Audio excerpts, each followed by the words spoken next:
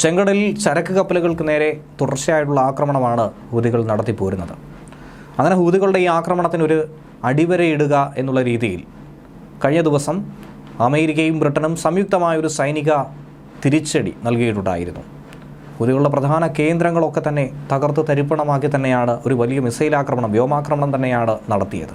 അത് ഹൂതികൾക്ക് വലിയൊരു പാഠമായിരുന്നു. പക്ഷേ ഇപ്പോഴും അവരുടെ ആക്രമണം അവസാനിക്കുന്നില്ല. വീണ്ടും ചെങ്കടലിൽ പല കപ്പലുകൾക്ക് നേരെയും അവർ നോട്ടമിടുന്നുണ്ട് എന്നുള്ളത് ഇതിലൂടെ മനസ്സിലാക്കാൻ കഴിയുന്നുണ്ട്. കഴിഞ്ഞ ദിവസം ഉണ്ടായ ഒരു സംഭവം തന്നെയാണ് ഇതിനാധാരമായിട്ടുള്ളത്. തെക്കൻ ചെങ്കടലിലൂടെ സഞ്ചരിക്കുകയായിരുന്ന ഒരു കപ്പലിന് നേർക്ക് പൊടുന്നനെ ഒരു ഡ്രോൺ ആക്രമണം. ഈ ആക്രമണത്തിന് പിന്നിൽ മറ്റാരും തന്നെ ആകാൻ സാധ്യതയില്ല.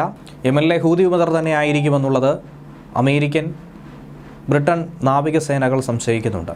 ബ്രിട്ടൻ നാവികസേന തന്നെയാണ് ഇക്കാര്യം ഹൂതികൾ തന്നെ ആയിരിക്കുമെന്നുള്ള കാര്യം തുറന്നു പറഞ്ഞിരിക്കുന്നത്. ചൊവ്വാഴ്ച ദിവസം പുലർച്ചെയായിരുന്നു ഡ്രോൺ ആക്രമണം ഉണ്ടായതായി കപ്പലുമായി ബന്ധപ്പെട്ട അധികൃതർ വ്യക്തമാക്കുന്നത്. യമനിലെ ഹൊഡയുടെ പടിഞ്ഞാറ് ഭാഗത്താണ് ഈ ആക്രമണം നടന്നിരിക്കുന്നത്. ബാർബഡോസ് പതാകയുള്ള യുണൈറ്റഡ് കിങ്ഡത്തിൻ്റെ ഉടമസ്ഥയിലുള്ള, ബ്രിട്ടൻ്റെ ഉടമസ്ഥയിലുള്ള ചരക്ക് കപ്പലാണെന്ന് സ്വകാര്യ സുരക്ഷാ സ്ഥാപനമായിട്ടുള്ള ആംബ്രൈ തിരിച്ചറിഞ്ഞിട്ടുണ്ട്. ബ്രിട്ടൻ ആയതുകൊണ്ട് തന്നെ ആയിരിക്കണം ഹൂതികൾ ഇപ്പോൾ തിരിച്ചടിച്ചിരിക്കുന്നത്. കാരണം അവർക്ക് നേരെ ഒരു ആക്രമണം ഉണ്ടായി. അവരുടെ പ്രധാനപ്പെട്ട കപ്പലുകളൊക്കെ തന്നെ തകർത്തെറിഞ്ഞുകൊണ്ടായിരുന്നു കഴിഞ്ഞ ദിവസം സംയുക്ത സൈനിക നീക്കം നടത്തിയത്. അതുകൊണ്ട് മറുപടി എന്നോണമായിരിക്കണം ഒരു പക്ഷേ ഇങ്ങനെ ഒരു ആക്രമണം നടത്തിയത്. കപ്പലിൽ ആർക്കും തന്നെ പരിക്കില്ല എന്നും ചെറിയ കേടുപാടുകൾ മാത്രമാണ് നിലവിൽ സംഭവിച്ചിരിക്കുന്നതെന്നുമാണ് കപ്പൽ കമ്പനി വ്യക്തമാക്കുന്നത്. ആക്രമണവുമായി ബന്ധപ്പെട്ട് കപ്പലിൻ്റെ ജനലുകൾക്ക് ചെറിയ കേടുപാടുകൾ സംഭവിച്ചിട്ടുണ്ട്. ബ്രിട്ടീഷ് സൈന്യത്തിൻ്റെ യുണൈറ്റഡ് കിങ്ഡം മാരിടൈം ട്രേഡ് ഓപ്പറേഷൻസും ഇക്കാര്യം തന്നെയാണ് തുറന്നു പറയുന്നത്.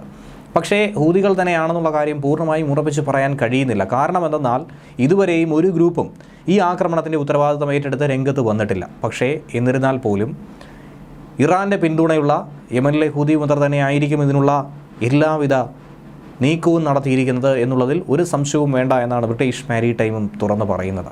കാരണം ചെങ്കടലിൽ ആക്രമണം നടത്താൻ മറ്റാരും തന്നെ ധൈര്യം കാട്ടില്ല. ഇതുവരെ നടത്തിപ്പോരുന്നത് ഹൂതികൾ തന്നെയായിരുന്നു. അവർ തന്നെ ആയിരിക്കണം ഇപ്പോഴും നടത്തിയിരിക്കുന്നത്.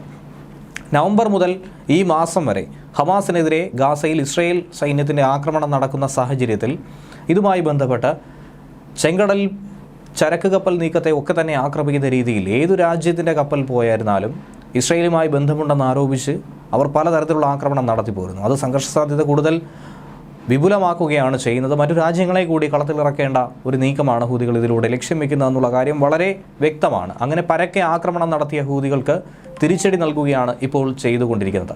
ഇസ്രയേലുമായി ബന്ധമില്ലാത്ത കപ്പലുകളെയാണ് കൂടുതലായി ഇവർ ലക്ഷ്യമിട്ടിരിക്കുന്നത്. ഏഷ്യ, മിഡിൽ ഈസ്റ്റ്, യൂറോപ്പ് എന്നിവയ്ക്കിടയിലുള്ള വ്യാപാരത്തിനുള്ള കപ്പൽ ചാലിനെയാണിത് വളരെ സാരമായി തന്നെ ബാധിക്കുന്നത്.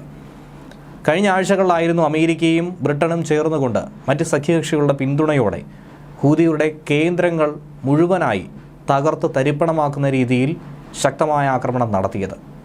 അവരുടെ ആയുധശേഖരങ്ങളും മിസൈൽ ആക്രമണം നടത്തി വിക്ഷേപണ കേന്ദ്രങ്ങളെയൊക്കെ തന്നെ നശിപ്പിച്ച് നാമാവശേഷമാക്കി തന്നെയാണ് വ്യോമാക്രമണം കടന്നുപോയത്. യുഎസും ബ്രിട്ടനും ശനിയാഴ്ച യമനിൽ 36 കേന്ദ്രങ്ങൾ ലക്ഷ്യമാക്കിയാണ് ഈ ആക്രമണം നടത്തിയത്. അത് പൂർണ്ണമായും തകർത്തിട്ടുണ്ട്.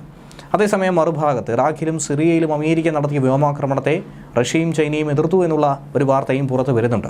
മേഖലയിലെ സംഘർഷം വർദ്ധിപ്പിക്കാനായി ആക്രമണം ഇടയാക്കുമെന്നാണ് ഐക്യരാഷ്ട്രസഭാ സുരക്ഷാ കൗൺസിൽ യോഗത്തിൽ 2 രാജ്യങ്ങളുടെയും പ്രതിനിധികൾ പറയുന്നത്.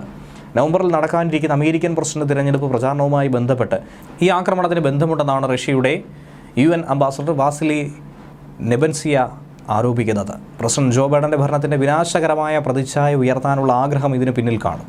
സിവിലിയന്മാരുൾപ്പെടെ നിരവധി ആളുകൾ കൊല്ലപ്പെട്ട ആക്രമണം അന്താരാഷ്ട്ര നിയമങ്ങളോടുള്ള അമേരിക്കയുടെ പൂർണ്ണമായ അവഗണനയായി തന്നെയാണ് നോക്കിക്കാണുന്നത്.